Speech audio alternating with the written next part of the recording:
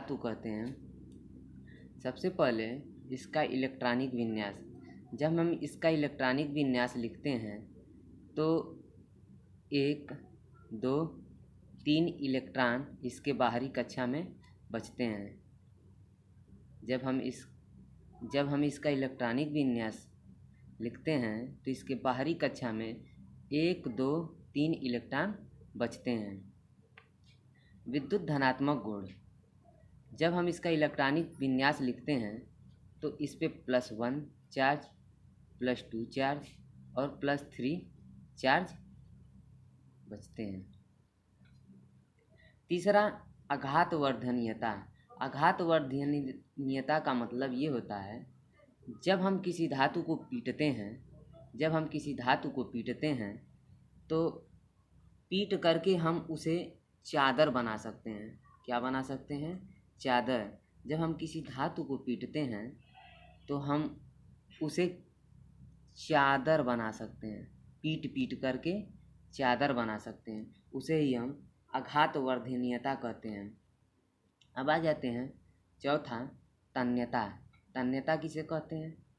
हम जब किसी धातु को पीटते हैं उसे पीट करके तार बना सकते हैं।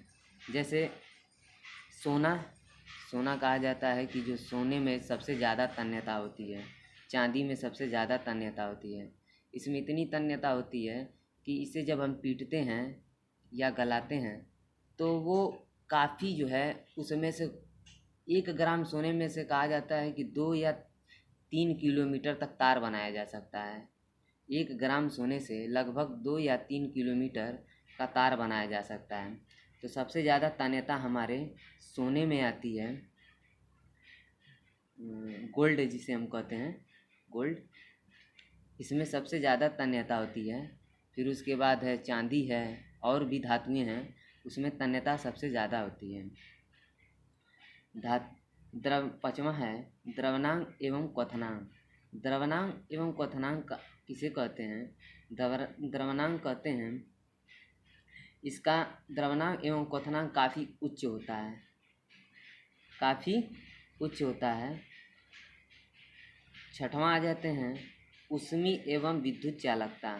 ऊष्मी एवं विद्युत चालकता, ये ऊष्मा के सुचालक होते हैं।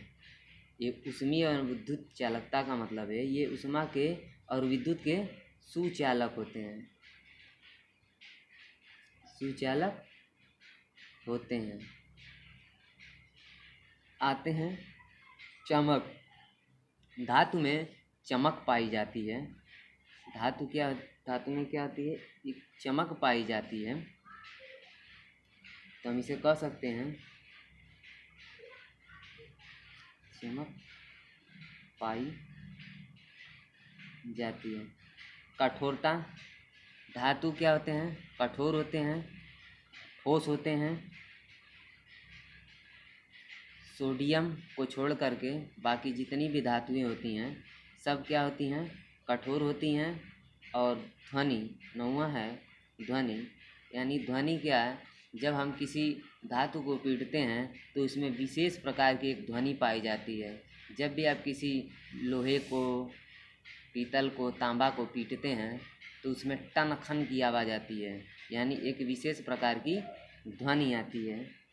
तो ये थे धातु के भौतिक गुण।